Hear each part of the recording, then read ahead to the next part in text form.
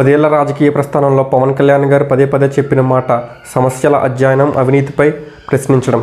కానీ అప్పుడు పవన్ కళ్యాణ్ గారు ఈ మాట చెప్పినప్పుడు ప్రత్యర్థులందరూ కూడా పవన్ కళ్యాణ్ గారిని హేళన చేశారు. కానీ ఇవేమీ పట్టించుకోకుండా గడిచిన ఈ 10 ఏళ్లలో సమస్యలపై అధ్యయనం చేస్తూ వచ్చారు పవన్ కళ్యాణ్ గారు.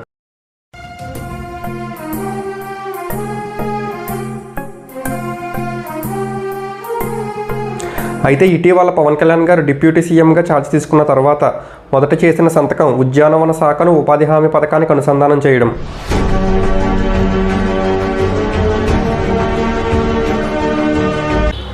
ఉద్యానవన పనులకు ఉపాధి హామీ కూలీలను అనుసంధానం చేయడం ద్వారా 3 సంవత్సరాల నిర్వహణ కోసం 1,50,000 రూపాయలు ప్రభుత్వం చెల్లించబోతుంది.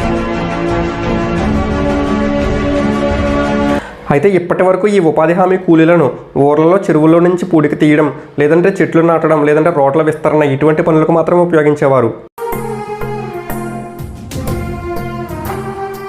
కాబట్టి ఈ పథకం ద్వారా భూమి కలిగిన రైతులకు, వ్యవసాయ కూలీలకు కూడా చాలా ఉపయోగం కలగబోతుంది.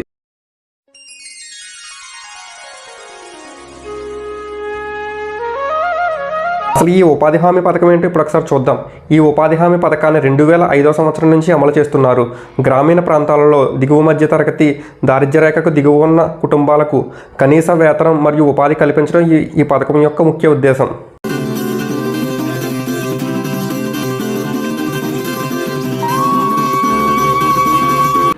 అయితే ఇప్పుడు ఈ ఉద్యానవన పనులను ఉపాధి హామీ కూలీలకు అనుసంధానం చేయడం వలన ఉద్యానవన తోటలు మరింత పెరిగే అవకాశం ఉంది.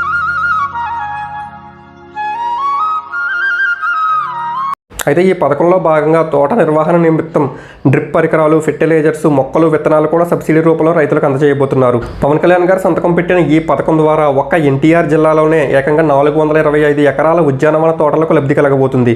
మరి ఈ పథకం పట్ల మీ ఒపీనియన్ ఏంటో కామెంట్ రూపంలో తెలియజేయండి. Thank you.